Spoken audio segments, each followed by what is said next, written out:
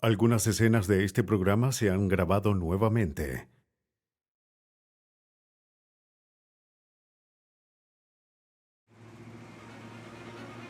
En Tampa, Florida, un asesino serial acecha a mujeres y usa los cementerios como vertederos. Cuando aumentan las víctimas, los detectives usan la ciencia para atrapar a este asesino serial. En Carolina del Norte, una mujer joven desaparece al regresar del trabajo. Cuando descubren el cuerpo, los detectives deben descubrir los rastros de un asesino a fin de hacer justicia para ella y su familia. En la mayoría de los casos, la policía necesita hallar un motivo para atrapar a un asesino, pero cuando se trata de un desconocido, un crimen puede durar años sin resolver. Se requiere un arsenal de técnicas forenses para descubrir un encuentro letal.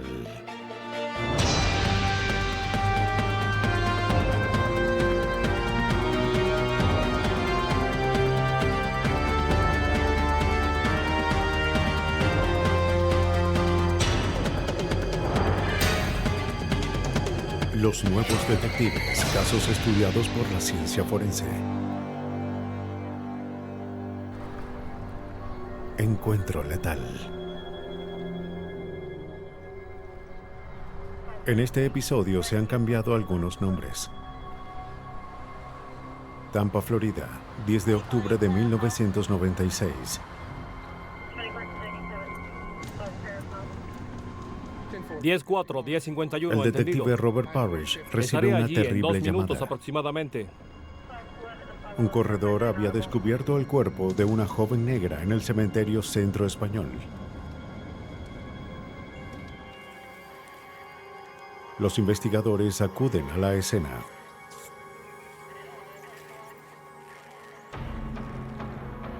Mientras formaban un perímetro, el detective Parrish interroga al corredor. Ron Denny dijo que corría en este cementerio todos los días. Casi nunca veía a gente. Pero esa mañana fue diferente. El detective examina el cuerpo para hallar lesiones. Había una mujer negra desnuda en el cementerio. No hallamos señales de cortaduras o puñaladas, ninguna herida abierta. Tenía rastros de sangre en el lado derecho, parecían venir del área nasal. Esto indicaba que había muerto por trauma o por asfixia. Según la condición del cuerpo, parecía que la víctima había sido asesinada 12 horas antes, Parece que se hubiera bajado de un camión. tiempo más que necesario para que el asesino escapara. El detective Parrish sabía que este sería un caso difícil. Había que examinar minuciosamente la escena del crimen. Cuando fotografían a la víctima, observan que estaba descalza. Sin embargo, las plantas de los pies estaban limpias, aunque el terreno estaba húmedo. Ella no pudo haber caminado hasta el lugar y no había evidencia de que fuese arrastrada. Las pertenencias de la víctima estaban esparcidas en todo el lugar. Cada objeto fue numerado y catalogado como evidencia potencial. Hallamos ropa interior, una blusa y una peluca cuando revisamos la escena del crimen.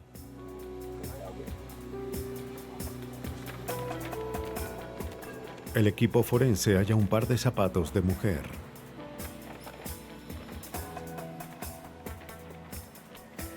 También había botellas de cerveza y un paquete de cigarrillos. Pero no encontraron ningún documento que identificara a la víctima.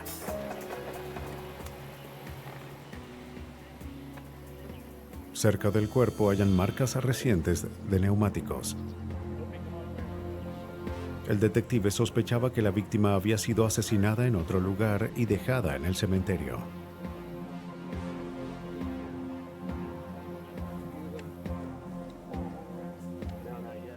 La pista más relevante que encontramos estaba a casi 3 metros del cuerpo. En el suelo había una huella de neumáticos y se notaba que era grande. Además, en la calle hallamos marcas que entraban y otras que salían del lugar. Un vehículo grande, como un camión o una camioneta, había hecho las marcas. Los técnicos sacan moldes de las huellas usando yeso. Basándose en la condición del cuerpo, los investigadores estaban seguros de que un auto había estado en la escena. El yeso secaría en minutos, pero llevaría días determinar si las huellas eran relevantes.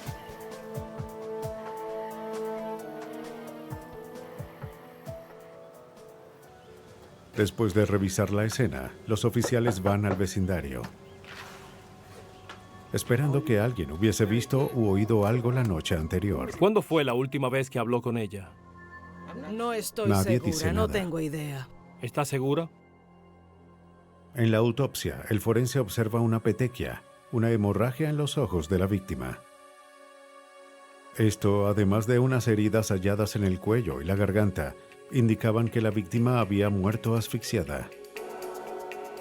La víctima también tenía fracturados varios huesos del cuello. El forense determina que un sujeto de contextura grande había estrangulado a la víctima con las manos. Unas marcas de ligaduras en las muñecas revelan que había sido atada antes de morir. Basándose en el grado de rigidez y la cantidad de insectos, el forense concluye que la víctima fue asesinada menos de 12 horas antes.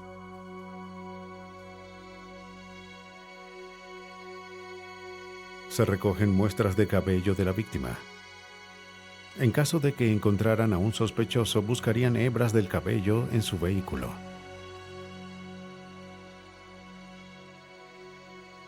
Identificar a la víctima era el próximo paso.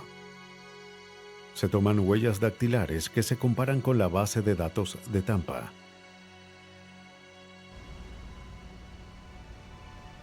Horas después, el detective obtiene un resultado. Señor, este es el archivo con el resultado.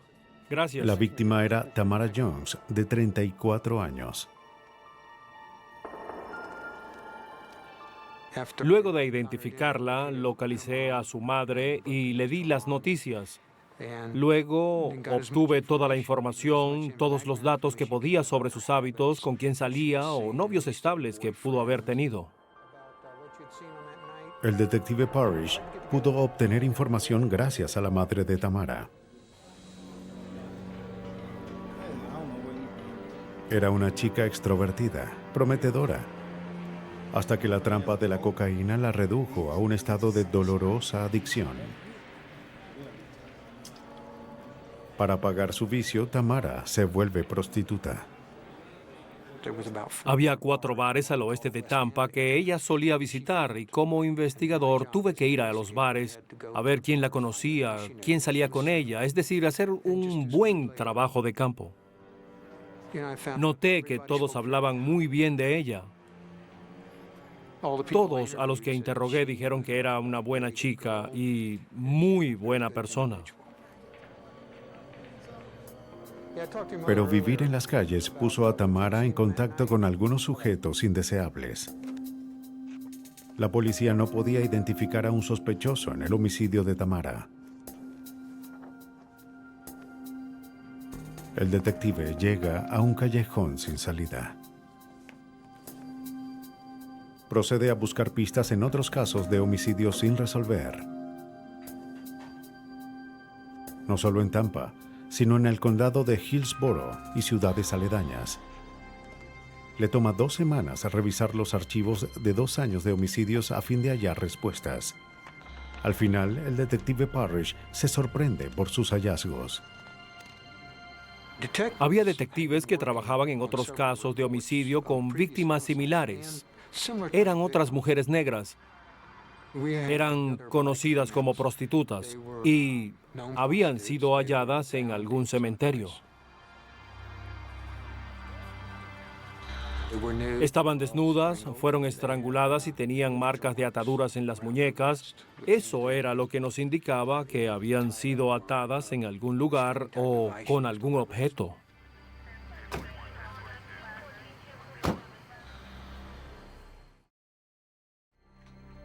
Los detectives del Departamento de Policía de Tampa y el Departamento del Condado de Hillsborough unen fuerzas. Junto con otras agencias en el área, forman un equipo para encontrar y detener al asesino. Pero la falta de evidencia física en las escenas del crimen y el estilo de vida de las víctimas hacían que fuesen casos difíciles de resolver. El detective Parrish estaba seguro de que se trataba de un asesino en serie. Alguien acechaba víctimas en Tampa y podría atacar en cualquier momento. La policía no tenía ninguna pista para su identificación.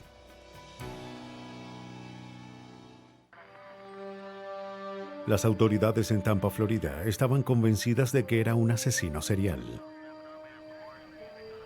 Había 2 homicidios recientes con muchas similitudes a casos que se remontaban a 2 años atrás. El detective Parrish sabía que necesitaba hallar a un sospechoso, pero ninguno de los investigadores tenía alguna idea. Los demás detectives trabajaban en otros casos. Estábamos en diferentes puntos, pero nadie tenía una pista que pudieran decir que fuese 100% segura. Varios de ellos tenían indicios que estaban investigando.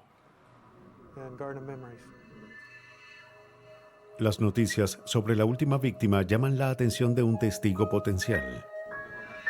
Un hombre llamado Adam Shiles contacta a la policía. Entró en el vehículo y se marchó. Declaró que conocía a Tamara de un bar. La había visto la noche antes de que su cuerpo fuese hallado en el cementerio. Un camión oscuro se acercó a Tamara en la calle. Ella habló con el conductor.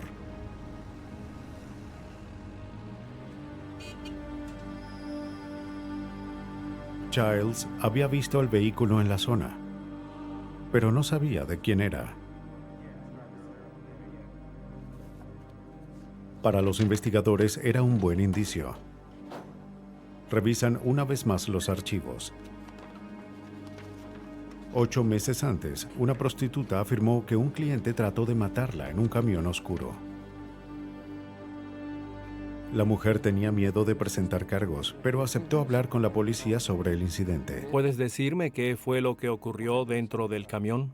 Le dice a los investigadores que un hombre negro que conocía como Big Mike trató de recogerla esa noche.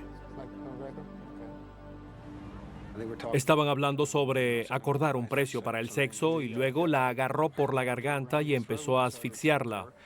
Ella logra alcanzar la perilla y sale del auto y corrió gritando por todo el vecindario.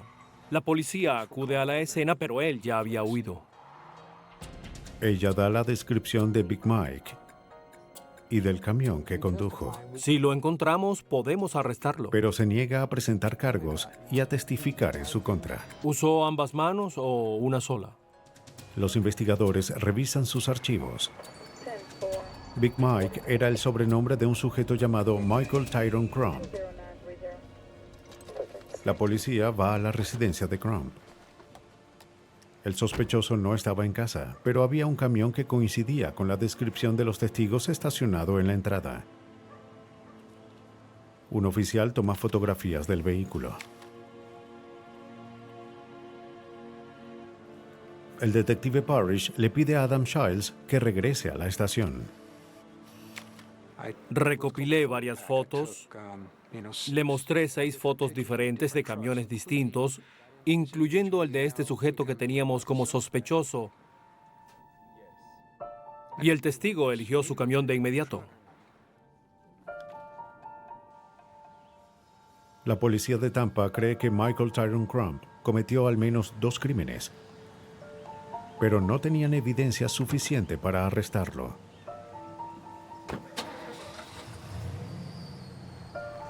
Bien, muchachos, ya salió. Con las declaraciones de 2 testigos, tenían suficiente evidencia de que los asesinatos fueron cometidos en su camión. La policía tiene la autoridad para incautar un vehículo si se cree que fue usado para actividades ilegales o si tiene evidencia de esos crímenes.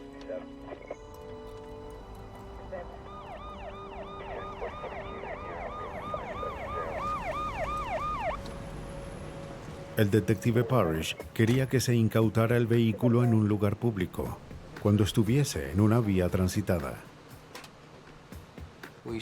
Detuvimos el camión en la calle e informamos al conductor, a Michael Tyrone Crump, que necesitábamos el auto como evidencia ya que fue utilizado en un crimen. Comuníquese conmigo. Cuando terminemos de procesarlo, lo llamaré. Crump mantuvo la calma, aun cuando le preguntaron si conocía a Tamara Jones. Negó conocerla. La policía le informó que no lo arrestarían y que era libre para irse. El camión fue llevado al lote de autos incautados del condado de Pinellas, donde es examinado por el especialista Timothy Whitfield. Al registrar el vehículo debíamos encontrar cualquier tipo de evidencia posible, de cosas visibles a cosas no tan visibles a simple vista. Primero se busca evidencia visible en el vehículo. Puedo ver un pendiente con su broche allí. Hallan el pendiente de una mujer en el suelo del auto. Hay que colocarlo en una bolsa. También hallan un objeto de madera con una soga, llamado garrote. Whitfield no tenía dudas de para qué era utilizado.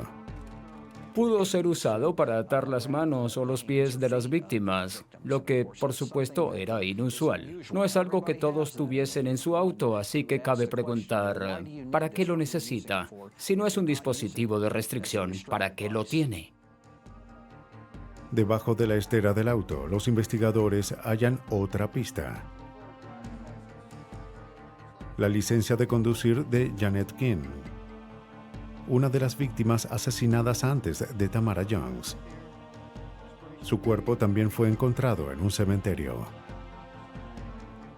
Como King era una prostituta y Crump era un conocido cliente, el objeto pudo haber estado allí. Pero para Whitfield, la ubicación de la licencia era incriminatoria. O el sospechoso la colocó intencionalmente allí para esconderla, o quizás la víctima lo hizo con la esperanza de que alguien pudiera encontrar algo de ella en ese vehículo. Luego el equipo se enfocó en hallar evidencia invisible a plena vista. Usan un químico llamado luminol para verificar la presencia de sangre. Un brillo fosforescente reveló los rastros. El patrón era similar. Coincidía con la salpicadura proveniente del rostro de Tamara Jones. Por desgracia, eran gotas diminutas del tamaño de un alfiler. No había forma de probar que era la sangre de la víctima. No había nada que pudiese hacer debido al tamaño microscópico de la sangre. Por supuesto, eso fue antes de las pruebas de ADN y se necesitaba más sangre para hacer un análisis. Los investigadores aspiran el interior del auto, buscando fibras o cabellos que pudiesen vincular a las víctimas con el sospechoso.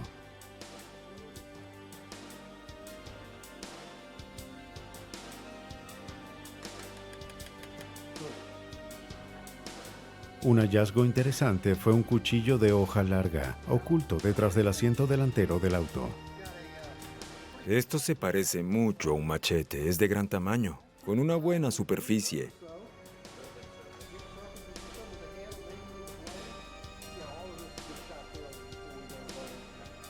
Voy a guardar esto. Bien, hazlo.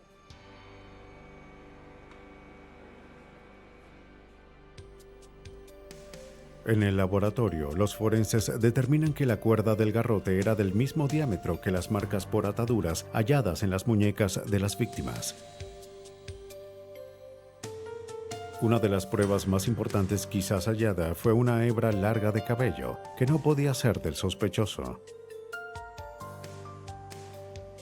Un análisis demostró que no era una hebra caída. Había sido arrancada del cuero cabelludo. La hebra es comparada con las muestras tomadas de Tamara Jones. El color y textura no coincidían. Sin embargo, cuando se compara con el cabello de Janet King, sí coincidió. Ambas habían sido pintadas con el mismo tinte. Los forenses estaban seguros de que venían de la misma persona.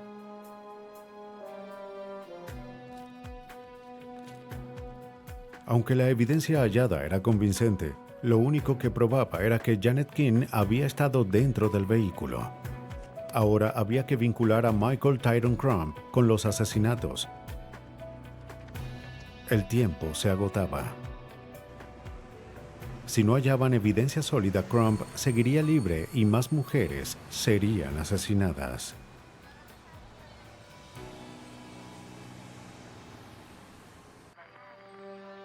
Las autoridades de Tampa, Florida, estaban seguras de que se enfrentaban a un asesino serial.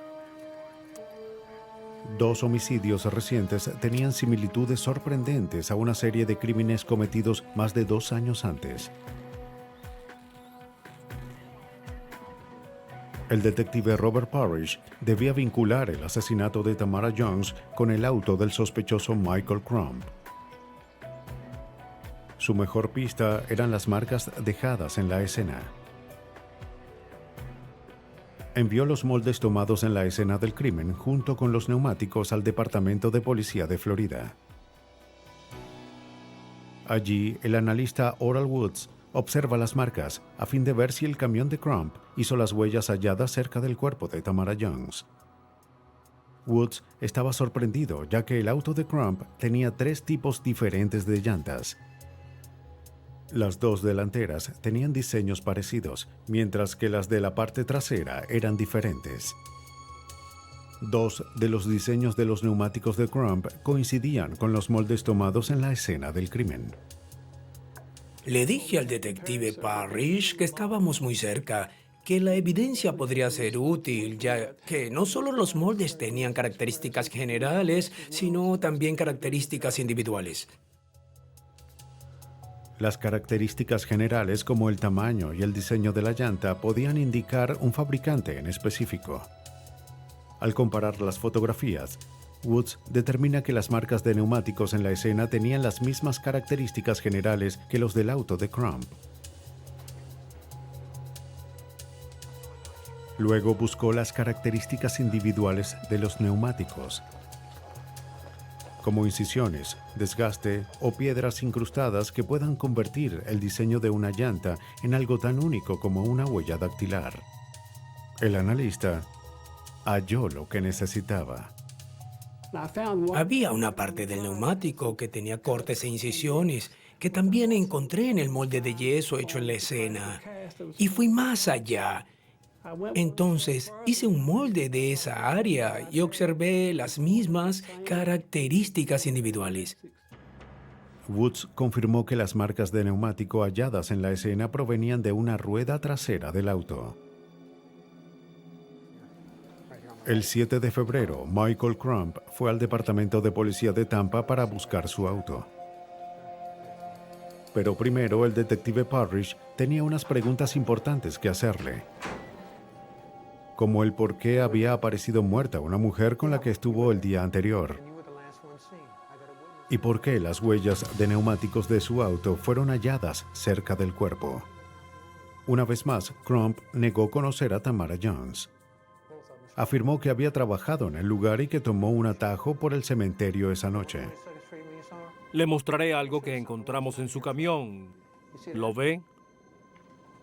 Era su licencia y la hallamos. Cuando el detective le muestra la licencia de conducir de Janet King, Crump se sorprende y siente que había sido atrapado. Era un hombre fornido y solo bajó los hombros y luego la mirada, lo que me indicó que con la licencia, el mostrarle la licencia lo había afectado.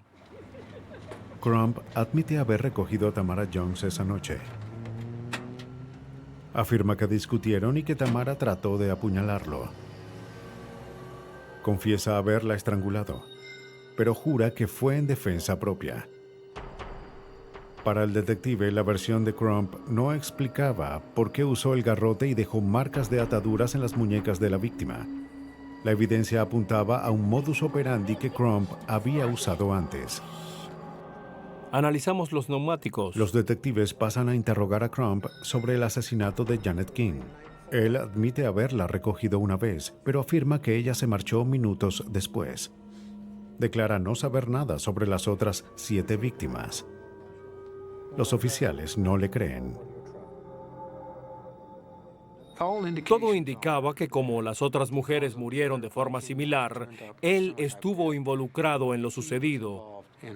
Pudimos vincularlo un 100% a 2 homicidios similares, pero no teníamos suficiente evidencia para vincularlo a los otros. En juicios diferentes, Crump es hallado culpable de los asesinatos de Tamara Jones y Janet King. Fue condenado a 2 cadenas perpetuas sin posibilidad de libertad condicional. Los otros casos siguen sin resolver.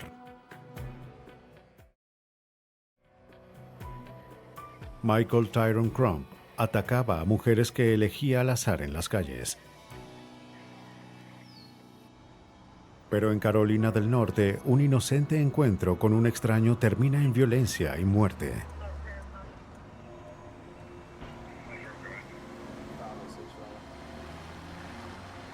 El 8 de agosto de 1990, un oficial de Raleigh, Carolina del Norte, acude a una llamada sobre un auto sospechoso estacionado en una calle.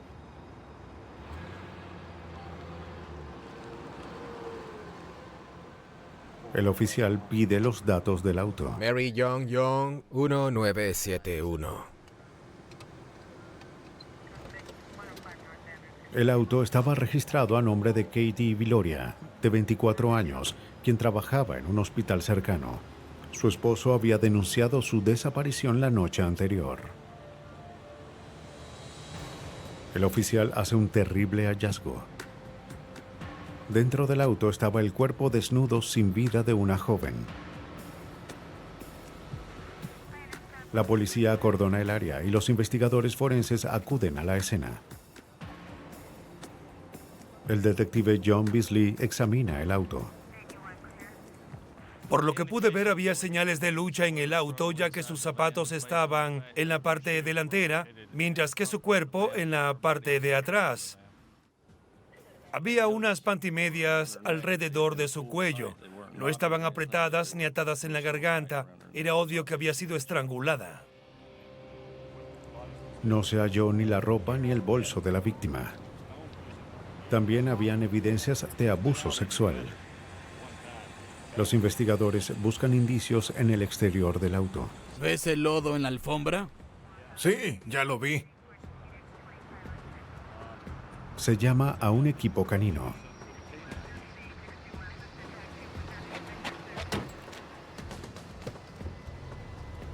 El oficial le da una muestra de olor al perro y le ordena que busque. El perro se aleja del auto y sale de la calle. El investigador forense W.E. Hensley era parte del equipo de búsqueda. Básicamente nos indicó que quien hubiese estacionado el auto allí temprano en la mañana había salido por el lado del conductor. Se dirigió hasta el estacionamiento de empleados del hospital. Entró por una puerta allí y llegó hacia donde estaba el estacionamiento. Lo que fue significativo. Parecía que el ataque había empezado allí. La policía revisa el área, pero no encuentra más pistas.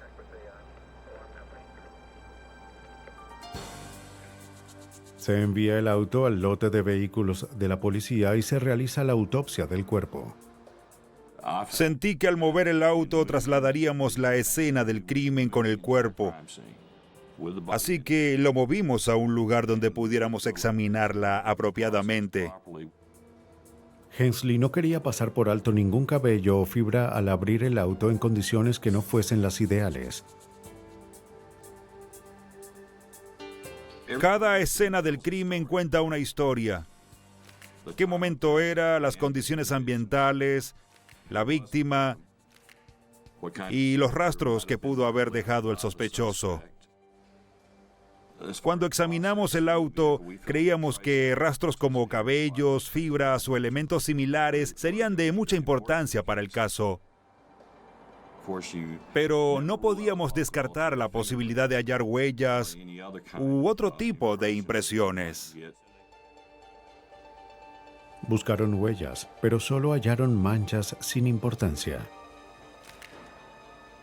Parece que el asesino había tratado de borrar sus rastros antes de salir del vehículo.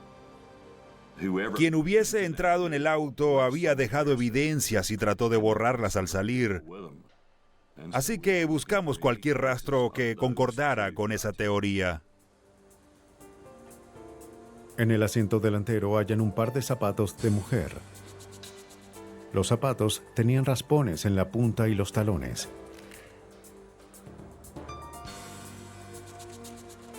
También encontraron pinzas para batería en el asiento delantero.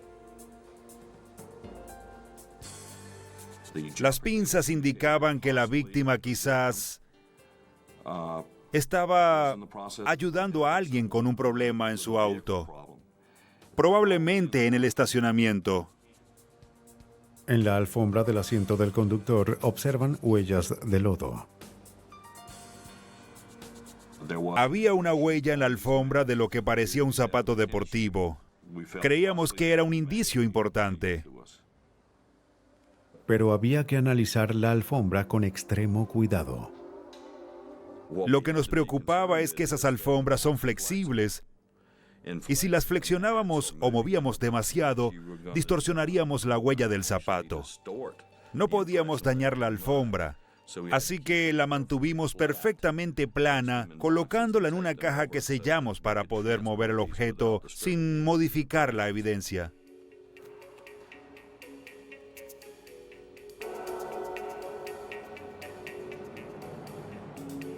Los forenses buscaron evidencia de rastros,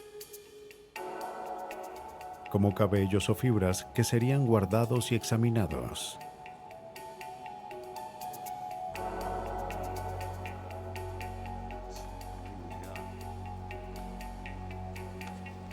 Hallaron algunos cabellos incrustados en el techo del auto. No coincidían con el cabello de la víctima, así que podían ser del asesino. Los detectives creían que el asesino se había colocado encima de la víctima y que algunos de sus cabellos se adhirieron al techo del auto. El investigador Hensley procedió a crear un perfil del asesino. Todo indicaba que estaba en el estacionamiento de empleados, así que podía conocer a la víctima ya que trabajaban en el mismo lugar. En la autopsia, el forense observa contusiones en el cuello de la víctima y determina que había sido estrangulada hasta morir. Se extraen hebras de cabello y se colocan en un sobre. Se envían los cabellos al laboratorio, donde los investigadores los comparan con otras hebras halladas en la búsqueda. Había evidencia de abuso sexual. Se extraen muestras de fluidos biológicos hallados en la víctima. Un despiadado violador y asesino atacaba en las calles de Raleigh, Carolina del Norte. Los detectives debían atraparlo antes de que hubiese más víctimas. En Carolina del Norte, la policía investiga la violación y asesinato de una joven madre de 24 años. Sin pistas ni testigos, los detectives se dirigen al hospital donde trabajaba Katie Viloria. Soy el detective John de la policía. ¿Cómo le va? Bien, gracias. De acuerdo a sus compañeros, Katie era agradable y no tenía enemigos. En la noche de su muerte sale del trabajo justo antes de las 6 de la tarde. Su compañera la describió como una esposa y madre devota. Se llevaba bien con todos en el lugar de trabajo. Que te vaya bien. Gracias. Feliz fin de semana. Su compañera dijo que no creía que Katie tuviese un solo enemigo en el mundo. Cuídate. Tú también. Gracias. Otro compañero que se marchó después no la vio a ella ni a ningún desconocido en el estacionamiento.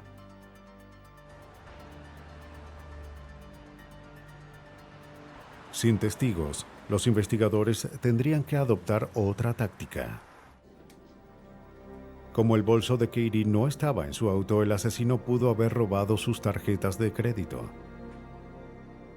El detective Beasley contacta al banco y descubre que en la noche del asesinato alguien usó 3 veces su tarjeta de débito en el mismo cajero. Sacó $100 la primera vez que lo usó, la cantidad máxima que se podía retirar en ese tiempo. Volvió, trató de retirar otra vez y luego trató de hacerlo por una tercera vez. Los detectives consiguen las fotos de la cámara del cajero automático, pero eran muy borrosas para identificar al sujeto que lo utilizó. Entre la primera y la segunda transacción, otro cliente usó el cajero. El hombre le cuenta a la policía que recordaba claramente lo sucedido. Un hombre joven acababa de hacer un retiro cuando él llegó, pero el sujeto no parecía haber terminado. El testigo estaba detrás de él cuando retiró los $100 y luego observó que trataba de usar de nuevo la tarjeta. Mencionó que actuaba sospechosamente y se preguntaba por qué se tardaba tanto. Ya había visto al hombre retirar el dinero y sabía que no podía hacerlo otra vez. El testigo le dio al dibujante de policía información sobre la altura, peso, color y rasgos faciales del sospechoso.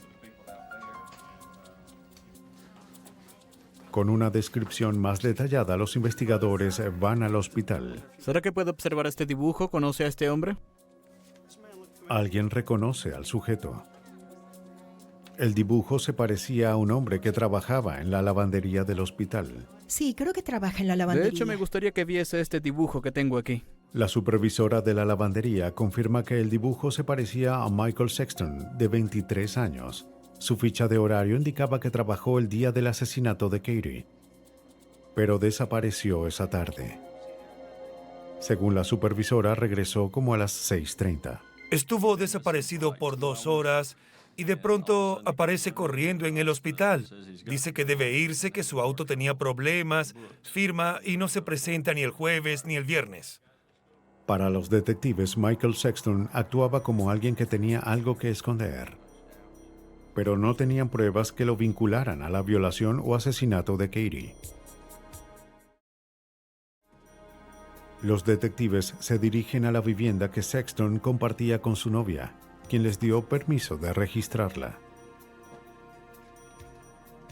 Recolectan algunos de sus uniformes y zapatos, de acuerdo con W. E. Hensley. Llevamos 3 pares de zapatos, los tomamos para colocarlos y marcar como posible evidencia. Luego fueron llevados a nuestro laboratorio a fin de analizarlos y ver si obteníamos algún resultado. Los zapatos del sospechoso y las alfombras llenas de lodo son enviados a la oficina de identificación del condado de Wake. Allí el especialista Johnny Leonard hace un análisis de las huellas. Los criminales tienen algo en común. Se colocan guantes, medias sobre la cabeza, pero casi ninguno piensa en sus pies, ya que con eso corren, con eso caminan. Siempre he creído que las huellas son la evidencia con la que más se descuidan en un crimen.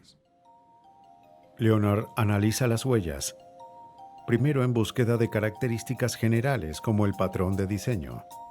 Luego busca características individuales como cortes y agujeros. Después analiza los 3 pares de zapatos hallados en el hogar del sospechoso. Cuando vi las huellas, pude determinar que 2 de los pares no las habían hecho, ya que simplemente los vi y noté que las características generales eran diferentes. Pero el tercer par sí tenía un tamaño y diseño similar al de la escena del crimen. Leonard coloca polvo magnético en la suela del zapato. Luego, con un gran trozo de cinta, procede a levantar el diseño de la suela y lo adhiere a una cartulina.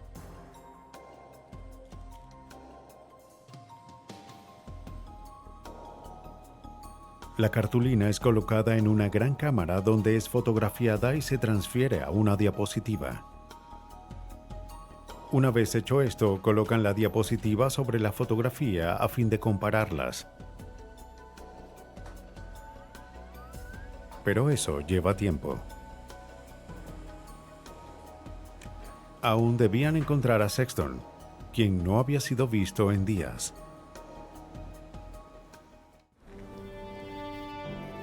Los detectives de Carolina del Norte trabajan contrarreloj, investigando el brutal asesinato de Katie Viloria, una joven madre de 24 años. Se identifica a un sujeto llamado Michael Sexton como sospechoso, pero aún había que encontrarlo. En el laboratorio, el analista de huellas Johnny Leonard analiza las huellas de zapato halladas en la escena del crimen. Coloca la diapositiva de la huella del zapato del sospechoso sobre una imagen tomada del auto de la víctima. Leonard compara las características individuales de la huella y encuentra lo que buscaba.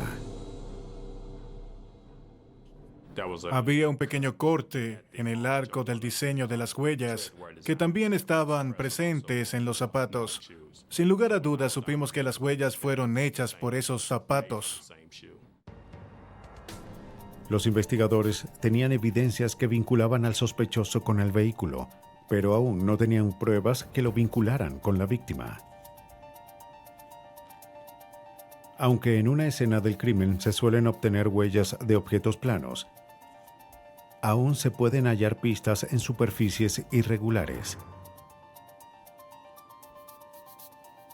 Leonard coloca polvo magnético en la suela y el tacón del zapato de la víctima. Observamos que apareció una pequeña porción de una huella.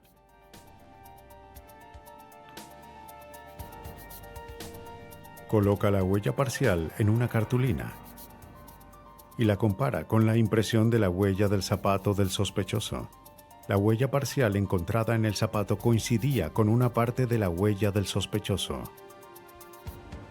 Sin dudas, el sospechoso había estado en contacto con la víctima.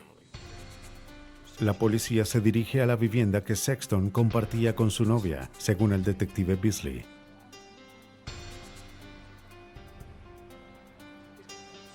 Los detectives encuentran a Michael Sexton en esa ocasión. Le dijeron que hablaron con empleados del hospital y que era su turno de hablar con nosotros sobre lo ocurrido. Sexton se muestra dispuesto a ayudar al llegar. Aceptó dar muestras biológicas para su análisis. Tomó una muestra del interior de su boca para una prueba de ADN. También aceptó dar muestras de cabellos. Estas también se compararían en el laboratorio. Bien, ya terminamos de recoger las muestras de cabello. El criminalista Hensley reconocía la importancia de esta evidencia. Nos enfrentábamos y sentíamos que lo que debíamos buscar como evidencia potencial en este caso en particular era sangre, fluidos, cabellos, fibras, ropa, y esos fueron los elementos en los que trabajamos. Usando un microscopio, los investigadores buscan similitudes entre las dos muestras de cabello. Lo más importante era analizar el color, largo y diámetro. Se compara una muestra tomada de la víctima en la autopsia con una muestra desconocida hallada en el auto de la víctima. El análisis confirma que el cabello encontrado en el auto no era de la víctima. Pero cuando se compara esa muestra con el cabello del sospechoso, la similitud entre ambos es casi perfecta. Pero esa no era la única evidencia que vinculaba a Michael Sexton con el auto de Katie Viloria. A fin de analizar las prendas tomadas de la casa de Sexton, los forenses las colocaron en una amplia mesa. Con cinta adhesiva transparente, revisan cada centímetro en búsqueda de cabello y fibras. Se hallan fibras del auto de la víctima en la ropa del sospechoso y fibras de su ropa son encontradas en el auto. Pero los investigadores debían determinar si el ADN del sospechoso coincidía con los fluidos hallados en la víctima. Ciertamente los fluidos que encontramos en el cuerpo de la víctima podían ser analizados para obtener ADN, lo que es una forma de identificación parecida a la de las huellas. Si no puedes encontrar huellas, esta es una de las mejores formas de identificación.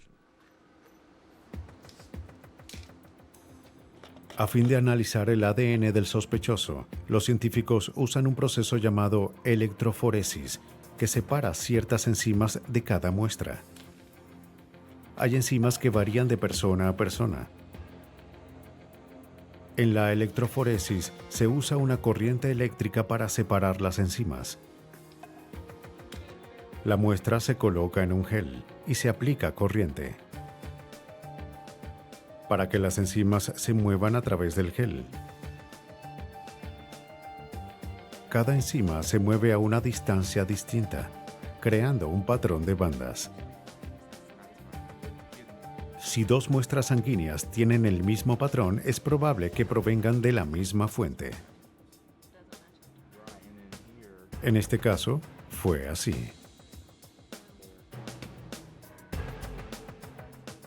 En la estación de policía, los detectives confrontan a Sexton con la evidencia.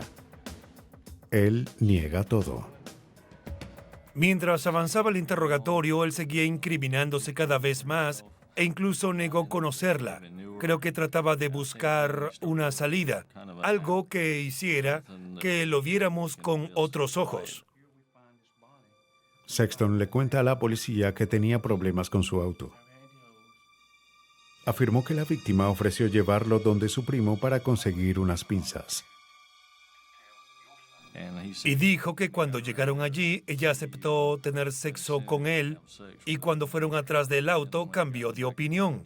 Él sabía que ella había visto su nombre y que iba a denunciarlo. Los detectives sabían que esa no era toda la historia.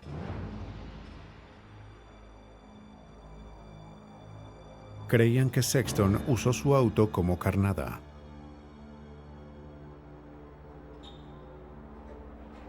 Impulsado por un apetito criminal, se aprovechó de la bondad de Katie y la atacó.